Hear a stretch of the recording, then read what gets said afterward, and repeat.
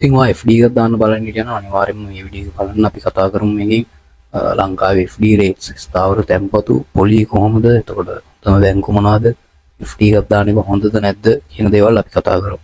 ඉතින් මුලින්ම අපි මේ වෙනකොට 2026 ඒ කියන්නේ මේ අප්‍රේල් මාසෙ වෙනකොට ලංකාවේ බැංකුවල ස්ථාවර තැන්පතු වල පොලිය අනුපාත කොහොමද කියලා බලන්න. පළවෙනියටම තියෙනවා ලංකා බැංකුව, බැංක් ඔෆ් සිලෝන්. මාස 3කට, ඒ කියන්නේ මාස 3ක ස්ථාවර තැන්පතු වල දෙනවා 7%ත් 8ත් අතර ප්‍රමාණය. එතකොට මාස 6ක ස්ථාවර තැන්පතුවකට දෙනවා 8ත් 9ත් අතර. එතකොට ඇනුවල් එක දෙනවා, ඒ කියන්නේ මාස 12කට දෙනවා 9ත් 10ත් අතර. ඊළඟට පීපල්ස් බැංකේ තියෙනවා මාස 3කට 7ක් දෙනවා, මාස 6කට 8+ දෙනවා, අවුරුද්දකට 9ත් 10ත් අතර දෙනවා. එතකොට කොමර්ෂල් බැංකුවේ මාස 3 එක නෑ, මේකේ තියෙන්නේ මාස 6යි 12යි. එතකොට මාස 6කට දෙනවා 8ත් 9ත් අතර, මාස 12කට දෙනවා 9ත් 10.5ත් අතර. ඊළඟට සම්පත් බැංකුවේ මාස 3ත් 6ත් දෙකම නෑ, මේකේ තියෙන්නේ කෙලින්ම ඇනුවල් එක විතරයි, මාස 12ක විතරයි. මේකේ දෙනවා 10%ත් 11ත් අතර. සම්පත් බැංකුවේ සමහරලාට අනිත් බැංකු වලට වඩා ඒ කියන්නේ රේට් එක වැඩියෙන් වැටෙන්න පුළුවන් FD වල. ඊළඟට තියෙනවා හැටන් නැෂනල් බැංක් එක. මේකෙත් මාස 12 තියෙන්නේ 9ත් 10ත් අතර තමයි මේකෙත් දෙන්නේ. දැන් බලමු මේ ප්‍රොෆිට් කැල්කියුලේෂන් එක කරන විදිහ. හරිද? එතකොට අපි හිතමු මාස 3කට රුපියල් ලක්ෂ 10ක් දැම්මා කියලා. මාස 3කට තමයි ගත්තේ. එතකොට රුපියල් ලක්ෂ 10ක් දැම්මොත් ඉන්ට්‍රස්ට් රේට් එක එනවා 7%ක්.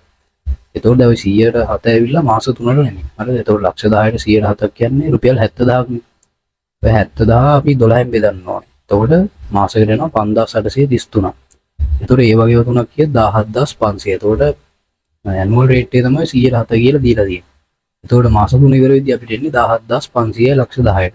එතකොට FD එකේ අවදානම ගැන කතා කරොත් එහෙම ලොකු අවදානමක් නැහැ FD එකට.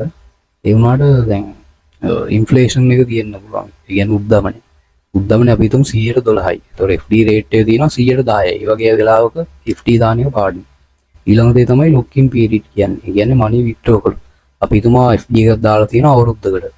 එතකොට ඔයා මාස 11ක් විතර ගිහිල්ලා මේ සල්ලි ටික ආපහු ගත්තොත් එimhe අර තව මාසයක් තියලා හම්බෙන්න තියෙන ඉන්ට්‍රස්ට් රේට් ඔක්කොම ටික නැති වෙලා යනවා. ඒකත් එක පාඩුවක් ඔයා සල්ලි ටික ඇද්දොත්. අනිත් දේ තමයි කරන්සි වැලියු ඩ්‍රොප් එක.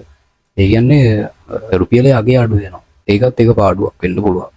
FD දාන එක හොඳද නැද්ද කියලා කතා කරොත් ඇත්තටම FD එක ඔයා කියන්නේ සල්ලි නිකන් අර ඉන්වෙස්ට්මන්ට් මෙතඩ් එක ෂෙයා මාකට් වල දාලා සල්ලි හදනවා වගේ මේකේම හදන්න බෑ.